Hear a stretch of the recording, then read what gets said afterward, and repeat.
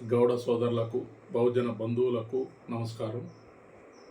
జై గౌడ్ ఉద్యమం జాతీయ కమిటీ ఆధ్వర్యంలో ఆగస్టు 10, 2025న రవీంద్ర భారతిలో భరతమాత ముద్దుబిడ్డ తొలి తెలుగు బహుజన చక్రవర్తి సర్దార్ సర్వాయి పాపన్న మహారాజ్ 375వ జయంతి జాతీయ వారోత్సవాలు జరగనున్నాయి.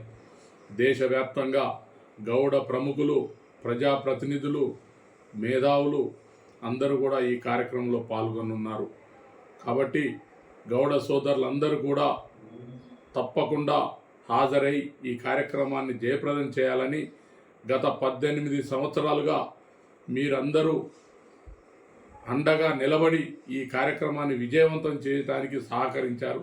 మీ అందరికీ పేరు పేరున ధన్యవాదాలు తెలియజేస్తూ, భవిష్యత్తులో పాపన్న మహారాజ్ ఆత్మ గౌరవం కోసం ప్రతి గౌడ బిడ్డ ప్రతి ఇంటి నుండి పాపన్న మహారాజ్ జెండా భుజం మీద పెట్టుకొని భవిష్యత్తులో మనం ముందుకు నడవాల్సిన అవసరం ఉంది.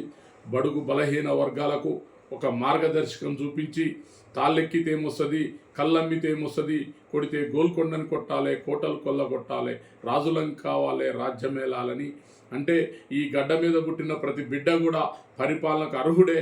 కుల, మత, వర్గ, ప్రాంత విభేదం లేకుండా ప్రతి ఒక్కరికి రాజ్యాధికారంలో వాటా కావాలని నిర్ణయించినటువంటి ఒక బహుజన విప్లవ వీరుడు. బడుగు బలహీన వర్గాలందరినీ వెంట పెట్టుకొని కథం తొక్కి 21 కోటలు కట్టి 30 సంవత్సరాలు పరిపాలన చేసి 7.5 నెలలు గోల్కొండ చక్రవర్తిగా ఏలినటువంటి ఒక మహనీయుడి చరిత్రకు మనం అందరం కూడా ఆయన ఘనంగా నివాళులర్పించి ఆయన ఆశయానికి పునరంకితం అవుదామని కోరుకుంటున్నాను. జై గౌడ్.